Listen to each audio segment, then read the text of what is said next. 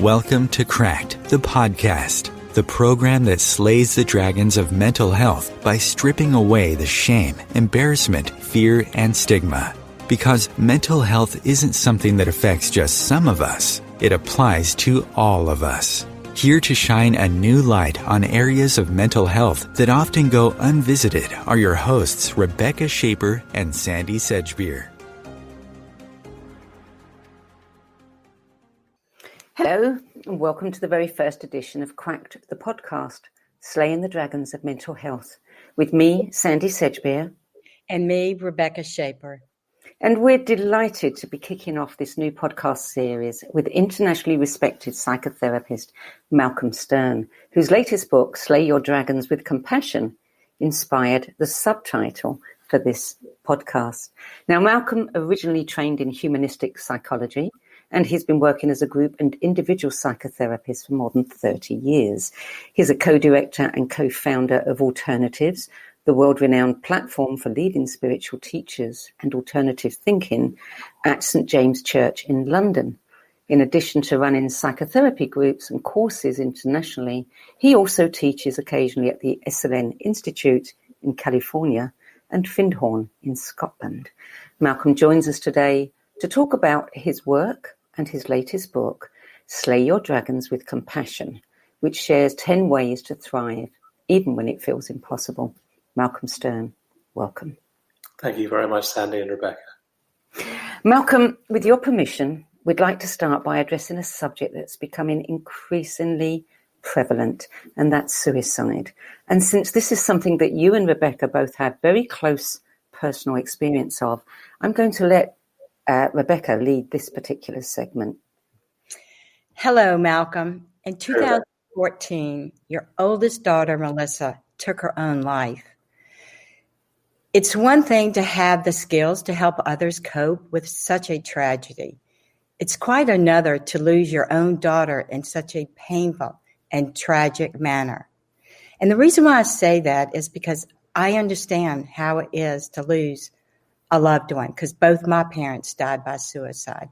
So my question to you, Malcom, how did you cope? And what was your first reaction when you found out about this? Well, my first reaction, and I've since sort of been exploring this with other people who've gone through similar experiences, was numbness.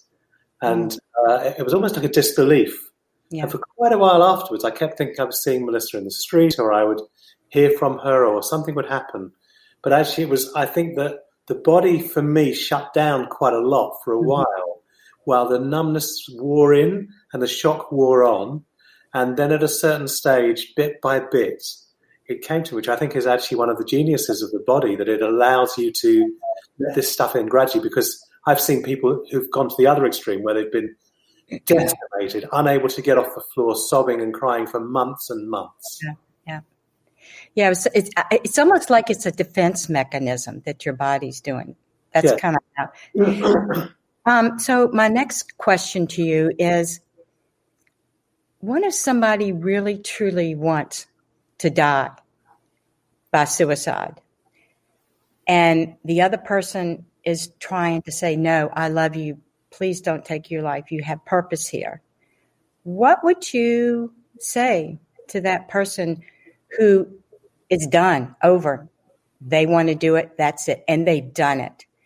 Do you feel, can you explain that? I'm curious. I had two clients come to me more than 10, 15 years ago. Mm-hmm. Both of whom said to me they were going to commit suicide. And one of them said to me, I'm going to take my life. And if you're here to stop me doing that, I'm not interested in coming into therapy with you. I'm not interested in stopping you doing that. I think we need to have some structure around this. So if you're going to work with me, then I don't want to have any terrible surprises. But actually, I'm willing to work with you on this process and to see what emerges. And we had an extraordinary time working, because I didn't think you cannot do this. In my mind, if you want to do this, I mean, obviously I'm not close to her in the way that one would be to a loved one. But if you want to do this, then I'm able to support you in that process too. Oh, that's beautiful. And I'm sure that's very helpful to the audience as well, because I'm sure they're in situations like that. Well, the interesting thing is with this woman is that she was smoking 60 cigarettes a day. And after I'd been working with her for about 3 years, and the deal I had with her was that she had to let me know when she was going to do the deed, if she was going to do the deed, I had to know in advance. I wouldn't alert anyone and I wouldn't stop her, but she had to let me know so that I wasn't suddenly shocked by it. Not because I'm, too weak to be shocked by it, but just because there was a contract between us. Yeah. And the interesting thing was that she developed terminal lung cancer. And suddenly, she wanted to live. And so suddenly, when the stuff happens where you're about to sort of go, I can't stand it anymore, something comes and said, you haven't got a choice anymore. And then for the next year of her life, she lived the life of Riley. She traveled around the world. She had sex with people. She was just having a wild time. So eventually, the cancer got to the point where she couldn't handle it anymore. And she told me that she was going to take her life the next Wednesday, and that and she told me how she was going to do it, and she did. Oh, wow. Good story. So my next question to you is, Malcom, you mentioned it took Melissa a year to recover from her last breakdown, and it appeared as though it would never recur. Do you feel Melissa's job working with children who were vulnerable, seriously abused, and had extreme behavioral problems caused her to plummet in her darkest depression? Or do you feel she was a very empathic person and was picking up the energy of these kids? And hold on, I got one more. You're doing great. Perhaps, I just thought, perhaps maybe she was just absorbing all the pain. And this was kind of the catalyst of her dark depression. That she just couldn't take it anymore, that she was just picking up all the pain, and it just, I'll let you proceed. Well, interestingly, Slay Your Dragons with Compassion, which is my book, was originally going to be called Journey of an Empath, which was about Melissa's empathic journey. Oh, and so, yeah, I've got goosebumps as I said it as well. She was very, very finely tuned. And of course, when we're finely tuned, we're much more likely to tread into territory that's going to rock our boat more strongly than someone who's more earthed and less compassionate. When we're highly compassionate, I think we have to, and highly empathic, we have to develop ourselves so that we are not going to be thrown over by the inevitable knocks of that life is going to bring our way. Malcom, can I ask a question here? You've written that you really believe that if Melissa hadn't had such a traumatic early experience of mental health services, she wouldn't have been scared of seeking help when she became unwell again. Is it so bad? I mean, are the services so poor? Well, her experience was so bad.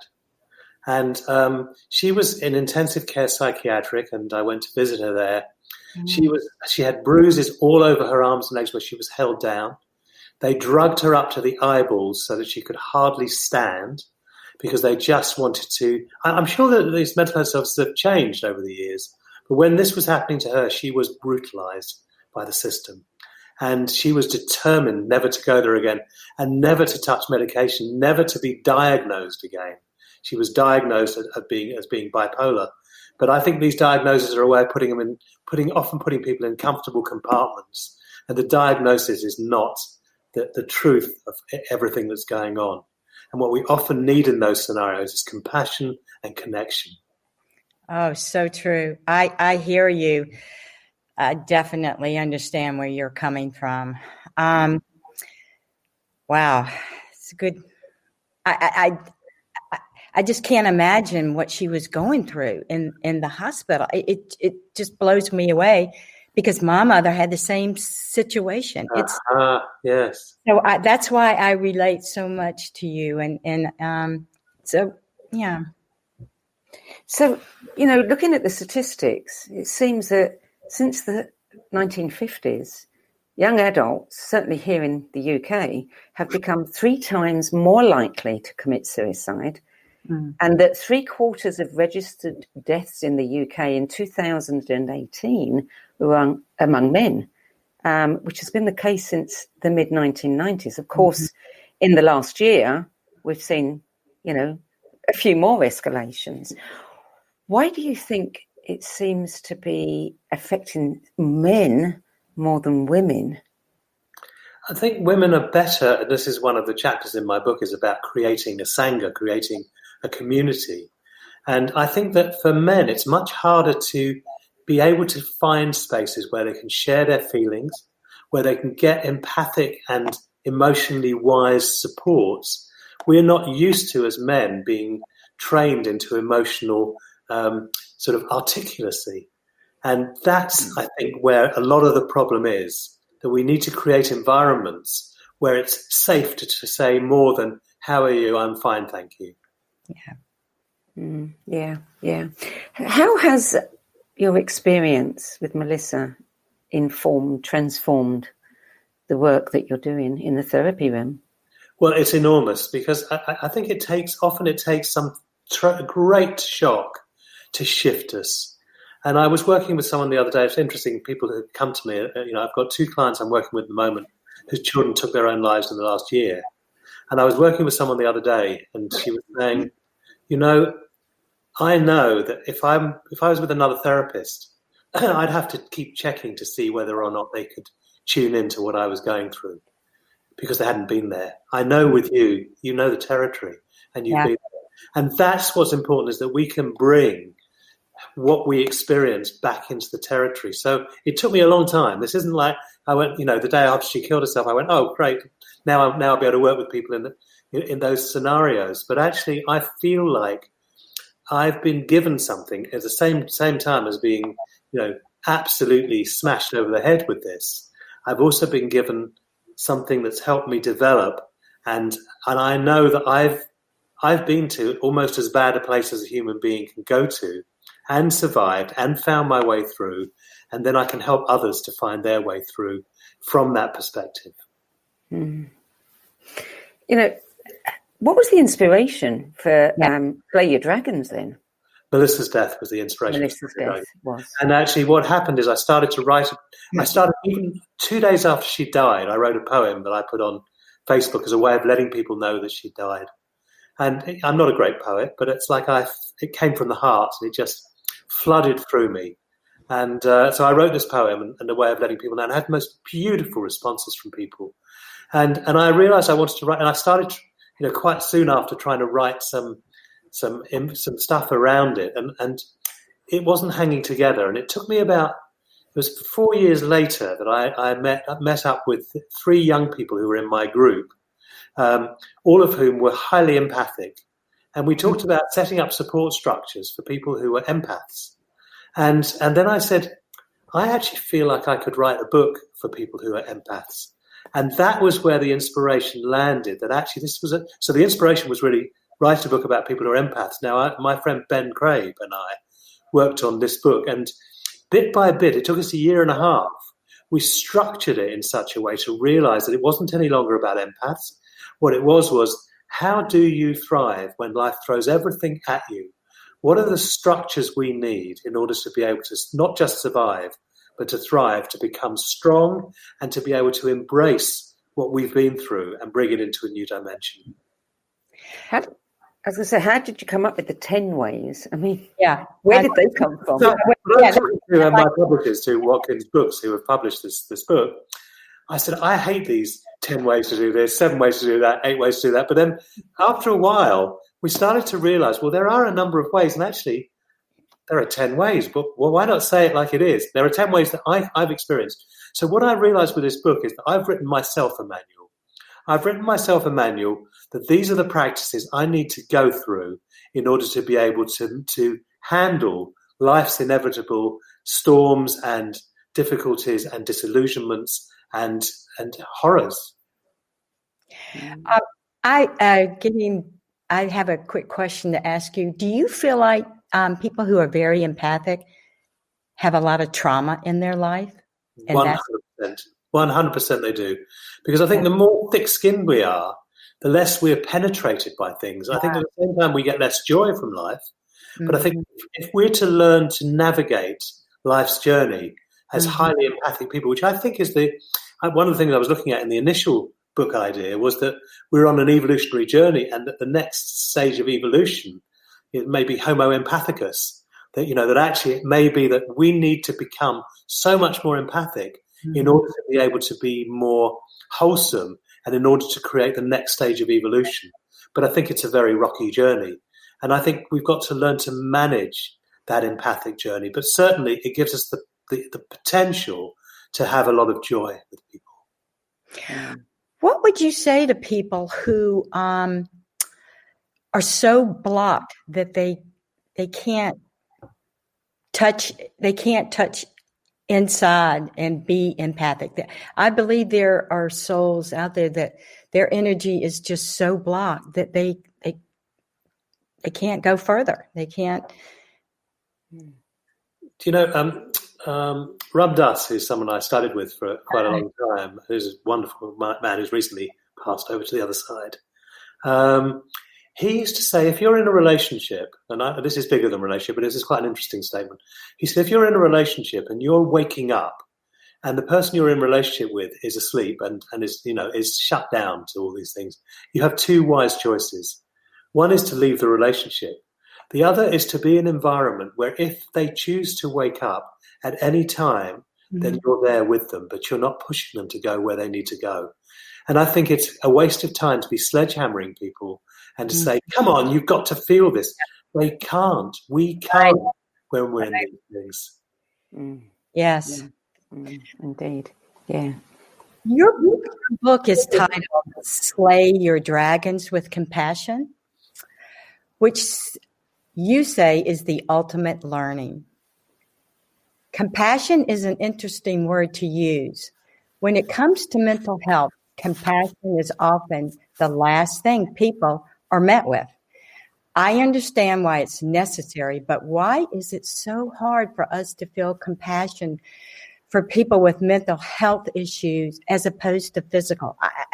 I don't understand it. Help me understand this. If you see someone with a broken leg or a broken arm, then it's quite easy to go, oh, you poor thing, which isn't very helpful communication anyway.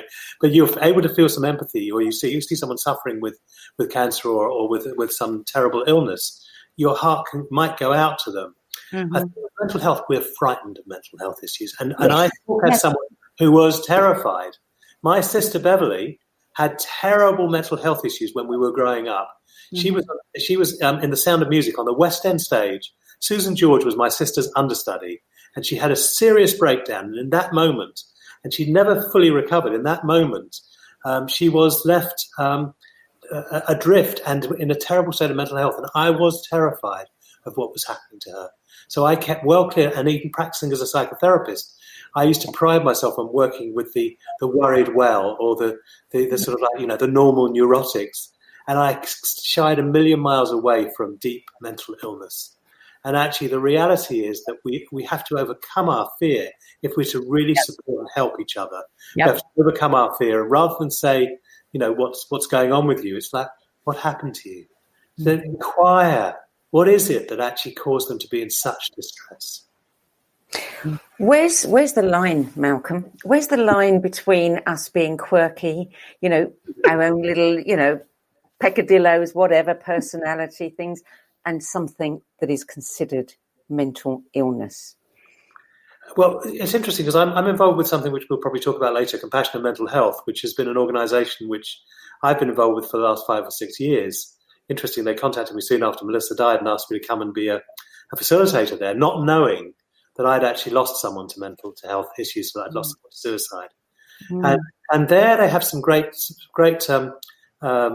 strategies and templates. One is, we do not label anyone. No one is a schizophrenic. No one is a manic depressive.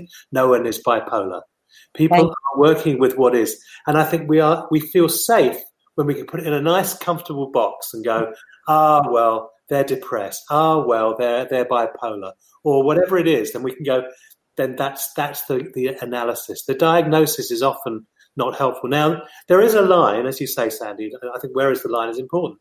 I think there is a line where there has to be sufficient safety to be around that person. So if that person's likely to sort of smash the house up, it's not, you're not going to want to go, do whatever you want, and I'm with you.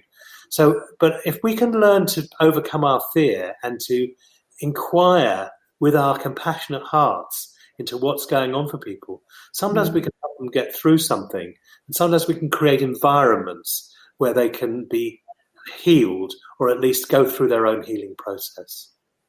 Yes. How do you feel about medication? I'm curious. Well, interestingly, I used to absolutely hate medication, and I hated it for myself, even for the minor illness, for anything. I never take paracetamol or aspirin, for example. But I have seen that medication. I worked in a medical practice for about 12 years in Lyme Regis, and I have seen that occasionally, sometimes, medication is really important. That actually, if someone is really spinning out and can't contain themselves, then I think it's probably really valuable to use a crutch for a while.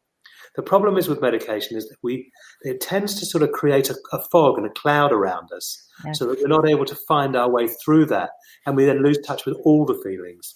I personally believe that if Melissa had been medicated before she, in her second episode of this 10 years after the initial one, if she'd have had some antidepressants and she wasn't sleeping, if she'd had sleeping pills, she was so determined never to touch medication again that actually I think that there's a line to be struck. And I think it's very dangerous to be anti-everything. Yeah. But it's also, we have to look at what's the medication for? What are we looking at? How can we support that person? What are the alternatives to the medication? What are the things that can go alongside the medication? What are the support groups that are possible? Mm-hmm. Love that answer. I love it. Definitely. Beautiful.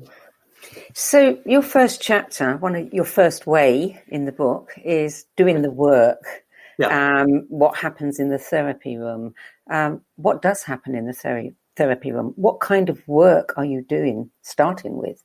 Well, what I love doing is ongoing groups. And unfortunately, with the coronavirus, my ongoing group has been sort of like sidelined onto Zoom for quite a long time, but it's still in place.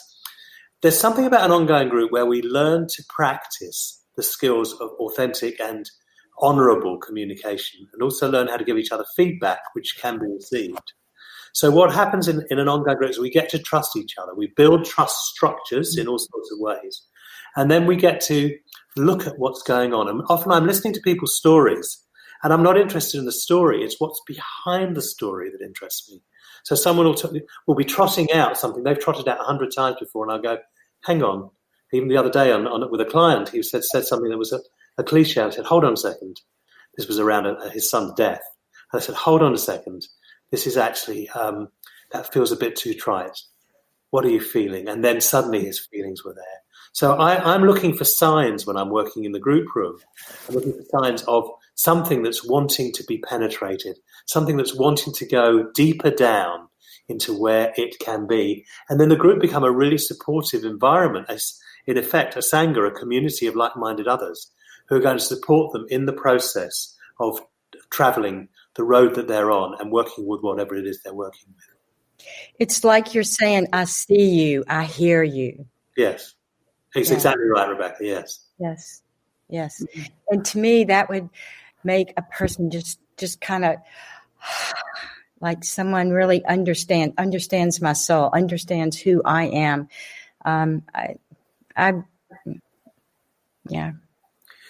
There's a relief about really being got, really being understood. Yes. Yep. Yeah. Yeah. It's because you can be your authentic self. That's right. And then and also we're practicing and learning not to judge each other. Right. It's very easy to judge people. Oh, well, they're sick, or they're screwed up, or whatever it is we want to say. But actually we're practicing really seeing what's truly going on behind the masks and behind the disguises. Yes.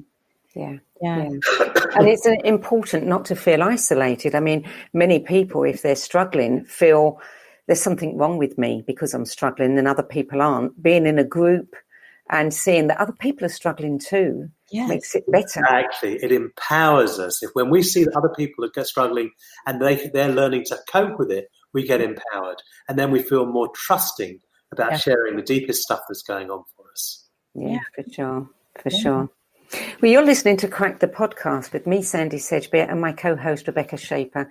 And we're talking about suicide and depression with psychotherapist and author Malcom Stern, whose book, Slaying Your Dragons with Compassion, offers 10 ways to thrive even when it seems impossible. After the break, Malcom will share some valuable insights and tips on how we can help others and ourselves cope well with challenging situations. We'll be back in a few moments. The Real Conscious Connection. OMTimes Radio. IOM FM. OMTimes Magazine is one of the leading online content providers of positivity, wellness, and personal empowerment. A philanthropic organization, their net proceeds are funneled to support worldwide charity initiatives via Humanity Healing International. Through their commitment to creating community and providing conscious content, they aspire to uplift humanity on a global scale. OMTimes, co-creating a more conscious lifestyle. Hello, I'm Sandy Sedgbeer, host of OMTimes Magazine's flagship radio show, What is Going On? My passion is sifting through information, research, and innovations from new thought teachers, speakers, and researchers, pushing back the boundaries of what we know about life, energy, metaphysics, and the universe. I love shifting perceptions about who we are, why we're here, and how quickly impossible becomes normal when we open our minds, expand our awareness, and accept that the only limits that exist are those we place upon ourselves. So if you're the kind of forward-thinking, eager investigator of what lies beyond the current reality that most perceive, why not make a date to come play with me in the field of possibilities at 4 p.m. Pacific Time, 7 p.m. Eastern Time every Thursday, and together we can discover what's really going on. These are the sounds of a dinner that almost didn't happen.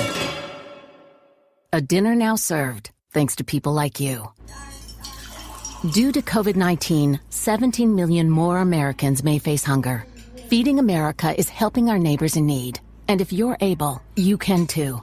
Donations are being accepted at feedingamerica.org/coronavirus. Brought to you by the Ad Council and Feeding America, 200 food banks strong.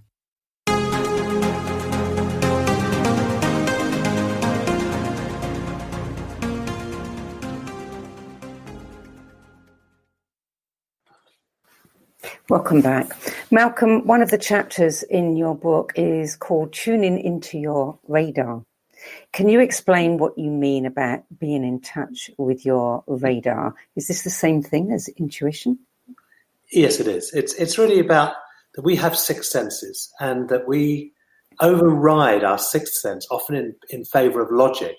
So we'll override the wisdom that comes through us in certain situations. Now, because I've been practicing running groups for 35 years, my radar is very finely tuned because I'm constantly staying very focused and looking for what's going on and having to sort of take paths that I wouldn't logically take, but that my instinct is guiding me to take. And time after time, I see that it's healthy. So what I realized is that actually all of us have a radar that we can refine.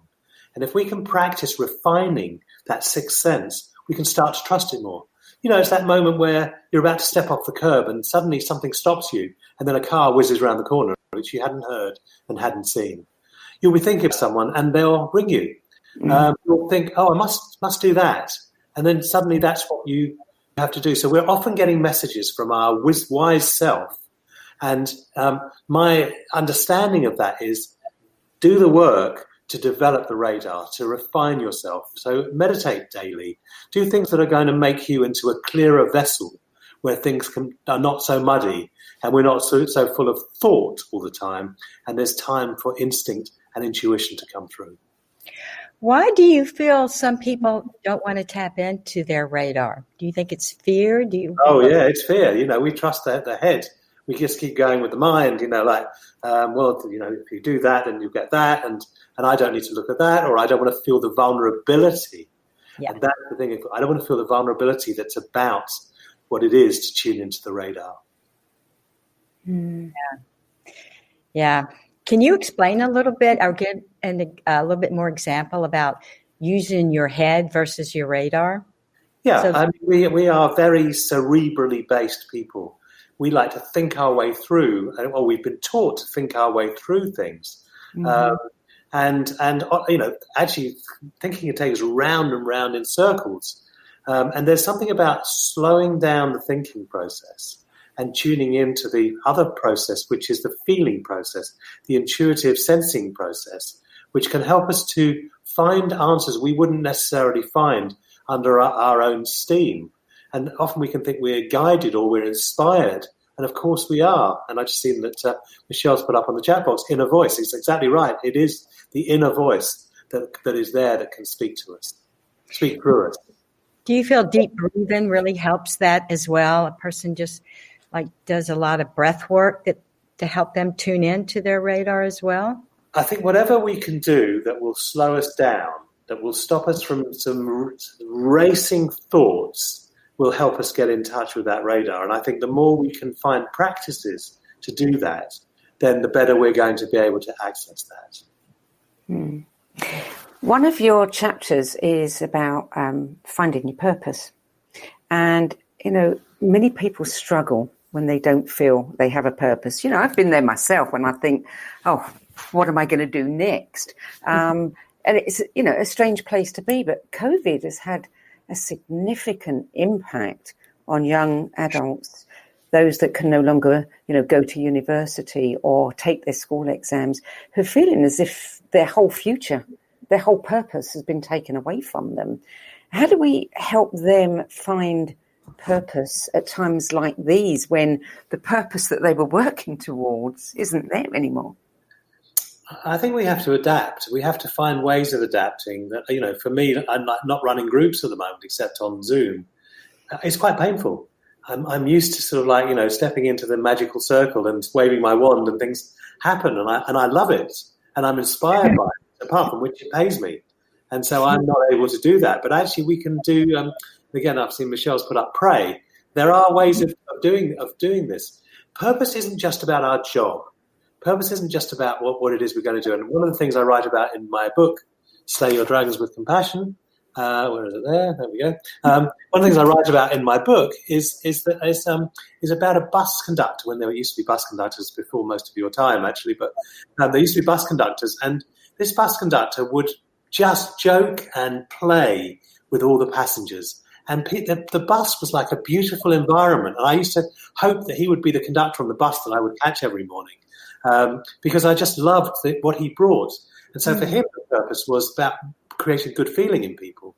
Our purpose doesn't have to be an enormous big one. Our purpose might be raising a family where we're actually sort of we're not subjecting our children to the same cruelty as we were subjected to as children. Our purpose can be something quite seemingly small, but something we're investing in that means our world is enhanced and the world of people around us is enhanced by what it is we are. So now, as you say, with the universities in trouble and people maybe not getting jobs in the same way, about finding what it is that's there for us in this particular time. Allowing your suffering to transform you, correct? Yes. That's, again, one of the chapters in the book that actually we run away from suffering. We want to avoid it. We don't want so-called bad feeling. And what happens when you run away from suffering, when you suppress suffering, is you get depression instead. And there's something very beautiful about suffering. When I look at what I've been through with Melissa, what I can see is that it actually deeply touched into my being and has had a radical effect on me. So much so that when I wrote the book, I felt, and I'm not particularly mystically minded, but when I wrote the book, I often felt that Melissa's spirit was with me in writing this book. I felt like there was some guidance from, whether it be Melissa or my inner wisdom or the divine or whatever it is. I felt guided in the process of writing the book and actually of facing my suffering. And when we allow ourselves to face our suffering, then we find that the suffering can sometimes be modified, or there's an incredible learning that's in there as well that goes with the suffering. Malcom, do you believe in soul contracts? Do you feel she had a contract with you to take a deep dive in your soul, the hard lessons in life, in order for you to now do the work with more fierceness and meaning? I love it, and I partially believe it, and I wish I fully believed it. And I think, yes, there is definitely some sense of that speaks to me as well. I do find that sometimes we'll meet people, And it's like we've known them forever. Yes. And then what is it about them? Well, perhaps they're part of our tribe. Perhaps they're part of our tribe beyond this earthly self. Mm-hmm. And actually we reincarnate in tribes. And I do feel like Melissa is and was, interesting, I was going to say wasn't, but actually it is part of my tribe. So I do feel like there was something that's happened between us, where there's a deep understanding. And I feel much more connected to her. Now, interestingly, can I tell you about a couple of dreams I had? Yes, please. Yes. So powerful. I was longing to have a dream about Melissa, and it just wouldn't come. I went to bed at night longing to get some message from her. Then after about 6 months, I dreamt that I'd found where Melissa was, and I telephoned her. And someone answered the phone, and I said, "Is Melissa there?" And they said, "Just a moment, I'll get her." And Melissa, in a very flat, dull voice, said, "Hello, Mum." I said, "It's not Mum, it's Dad." And she hung the phone up. That was the only dream I had for 2 years. Now, at the end of 2 years, I was in Thailand, and I had a dream again about Melissa. But this time, Melissa was a very vibrant woman. She was really full of joy and colour, wore bright lipsticks, bright colours, beautifully made up. Hair was exquisite. And I dreamt that I was at a party. I went to a party, and that Melissa was there talking to people, and she looked over at me and gave me this radiant smile, and I was moved to my core. Now, that alone was extremely powerful, but the extraordinary thing was I rang my other daughter, Alex, and I said, "Alex, I just had a dream last night." She said, "So did I." And we'd had the same dream. Oh, wow. I got tremendous goosebumps. Yeah, me too. She was tapping into both of y'all. Do you feel that? Oh, no question. And actually what's interesting is this 2-year period, because Elizabeth Kubler-Ross talks about 2 years to go through the grieving process. And I felt there was 2 years that Melissa was going through whatever she was going through to bring herself back to who she was at core, and that then she was able to reveal herself to me, and not just to me, but also to Alexandra. I understand that. The soul contract actually that I had with my brother. So I totally understand and relate with exactly what you're saying. And I feel the audience here is as well. And this information you're providing is just so powerful. Thank you. Yeah. It really is. It's Melissa's gift. This information I'm providing is Melissa's gift. This is what I've gleaned from going through the process of mourning my death. Yes. Yeah. This is her gift to you, and to the world. And to me, yes. Yeah. Some of the methods that you describe in the book focus on the practice of conscious living. What do you mean by conscious living? I mean, what are we doing with this life? What's this life about? And I think this life is about becoming conscious.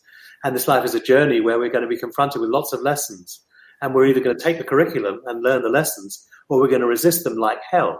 But actually, for me, there's something about trying to breathe slowly, to practice meditation, to practice living in a way that is compassionate and heartful with the people I come into contact with on an everyday basis, and the life story that I live on an everyday basis, and to try and bring it to a place where there is more consciousness.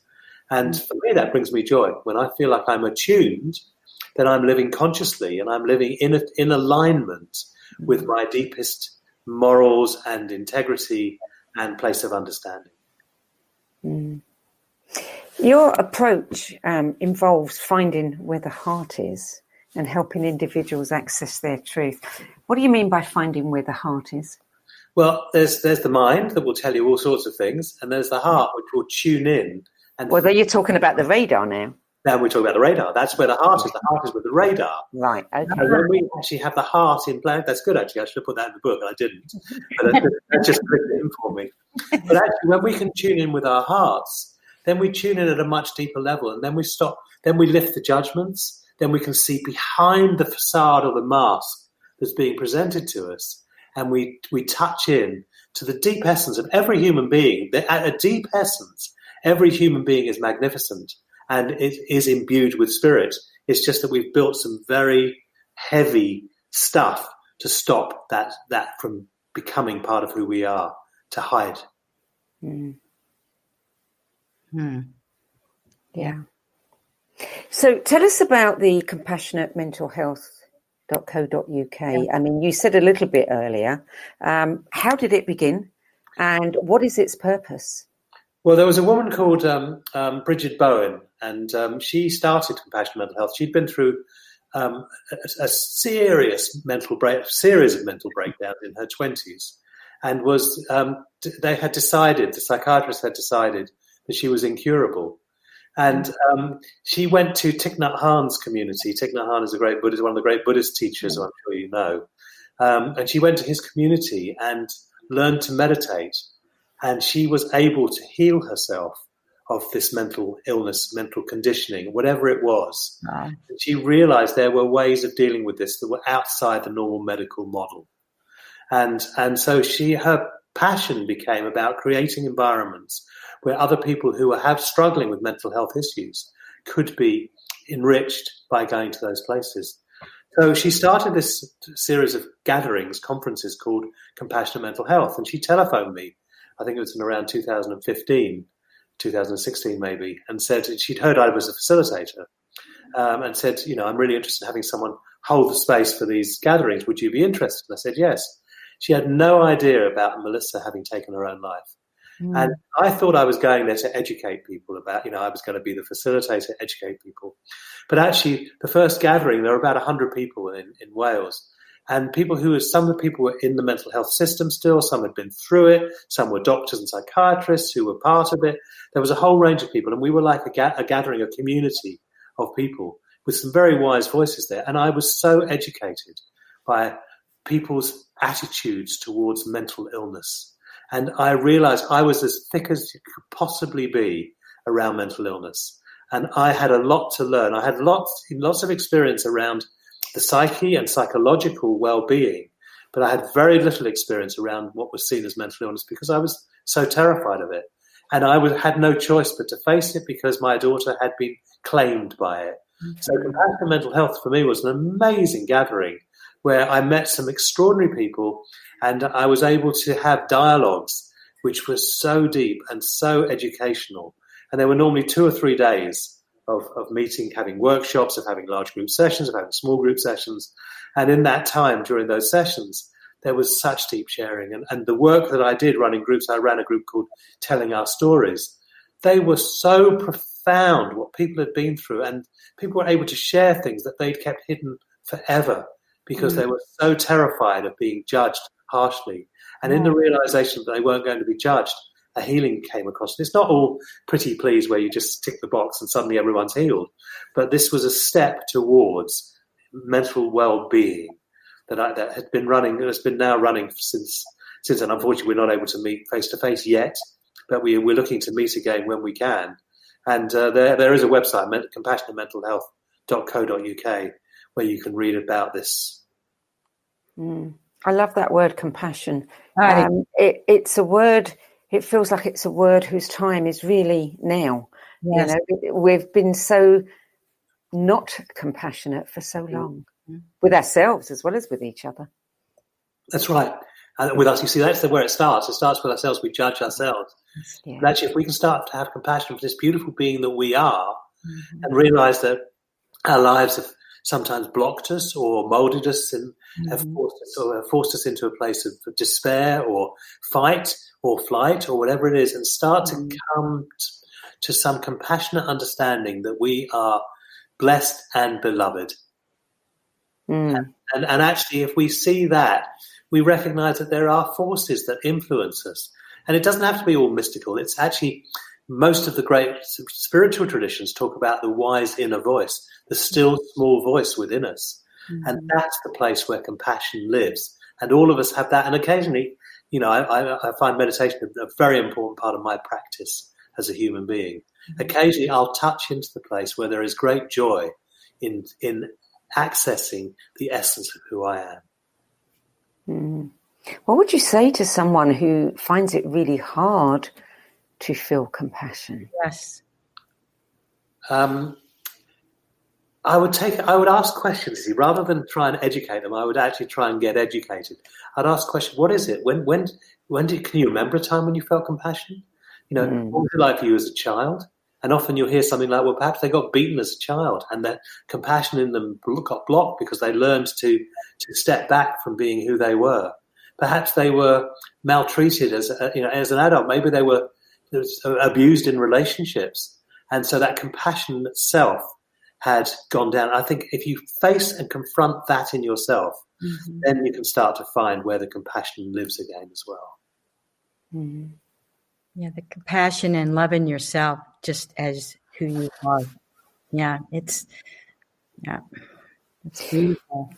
One of the 10 methods, another one of them, is about receiving the presence of others. Yeah.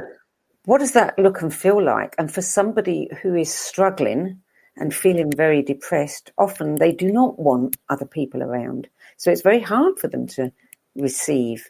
How would we then present ourselves in a situation like that? Well, probably the people they don't want around are the people who can't receive them. So there's almost like a defensiveness, and there's a place where you go, I'm not going there because I'm going to get judged, I'm going to get trashed. And that's why I started working in groups, that actually creating environments where people could be received. I'm not running groups at the moment because of COVID, obviously, but I am running groups for alternatives. I'm doing a 3-part group on Sangha, on spiritual community in February and March, and I'm doing a 3-part group on relationships with Conscious Cafe. So, and I think there's something about being in groups that actually creates, when they're well run and when they're well held, there's something about groups that creates a trust. Thank you, Michelle. She's just said it's about trust, and it is about trust. That creates trust, and then when there's trust, you can start to reveal the things that you're struggling with. Now, my advice to people would be find groups before you get to the place where you're in despair, because it's so much harder when you're really in the thick of it to reach out from there. And maybe when you're in the thick of it, perhaps you can reach out to the person who you feel close to, who can be part of your Sangha, part of your network, and you can share with someone who you trust. So you start to trust the person where your radar is saying, this person can receive me. And you might want to ask some questions to see whether they can receive you. I'm going through something at the moment. Would it be okay to talk to you about this? Yeah.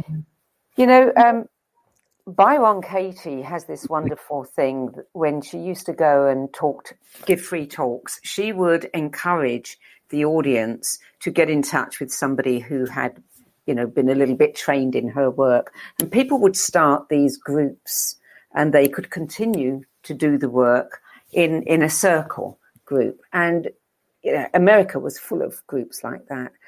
Is there anything like that in England? Is anybody organising something or supporting something like that? Because it sounds like people would say, Sangha sounds great, but, how do I start one, or how do I get into one? Well, interesting. I had a client who I did a broadcast on Sky News. I saw that. Thank you. Only one person ever contacted me from that, and this woman sort of said that she used to watch the news all the time, and was had some very strong spiritual experiences in the past, but had lost that, and so she came to me for therapy, and we started working together, and she suddenly found that she had such an appetite for all these things. She started to be directed towards Jack Cornfield's meditation teachings, towards all sorts of things. And then I did a one-off on a launch for the book on alternatives, and I spoke about Sangha. And she'd said to me beforehand, well, I haven't got a Sangha. And interestingly, I put people into small groups, and she found a woman in her small group with whom there was such a space of simpatico between them.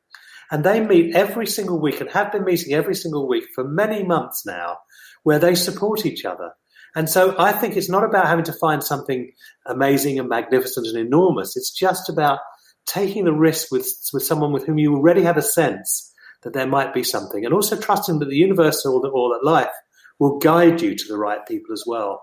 And that very often we resist taking the risk because we're risking rejection of showing ourselves with people. And I think that when in these times particularly, we're all suffering. We're all struggling in these times. Yeah.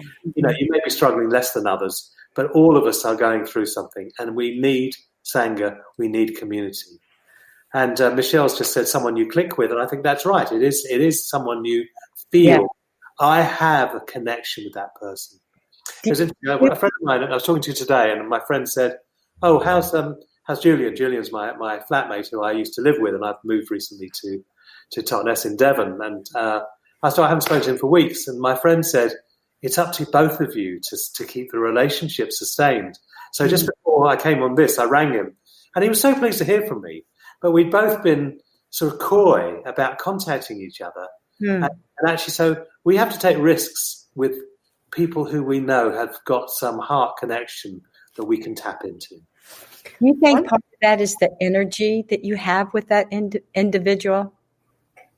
Sorry, say that again? Do you feel like part of that is the energy that you have with? Yes, definitely. And actually, we develop that energy because when we open and we practice authenticity with others, it becomes that much more strong because then we don't want anything less. Now, I have a regular a dyad, a pairing with a close friend every Monday morning between 8:30 and 9:30.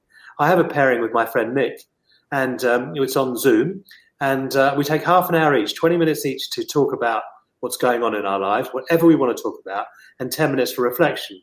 And then we switch it around. And we've been doing that for about a year and a half, 2 years.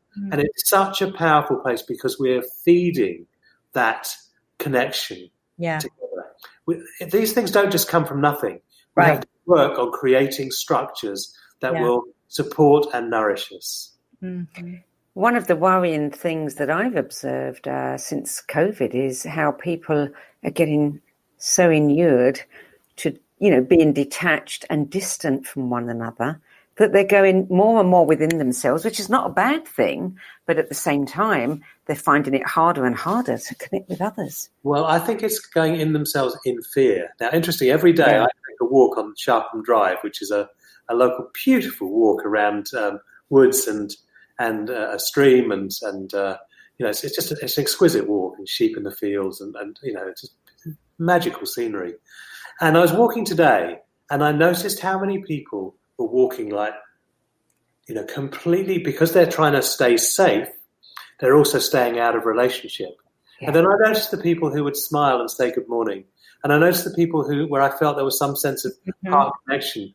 Yeah. And because we are having to stay isolated, doesn't mean we have to sort of shut our hearts down.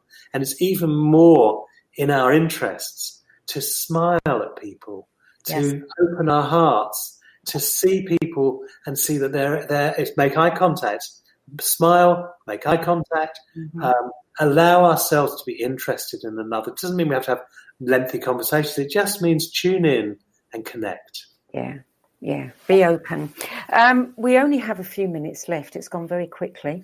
I know that Rebecca has a question that she wants to make sure we get in before we close.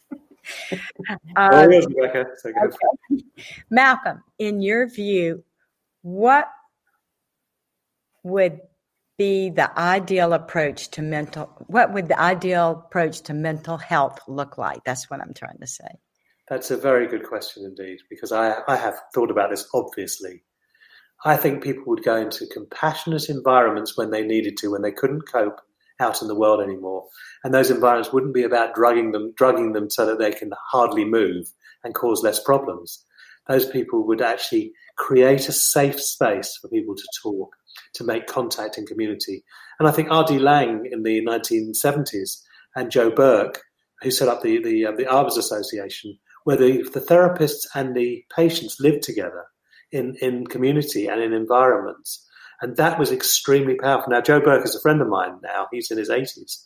And he's a psychiatrist who has such heart.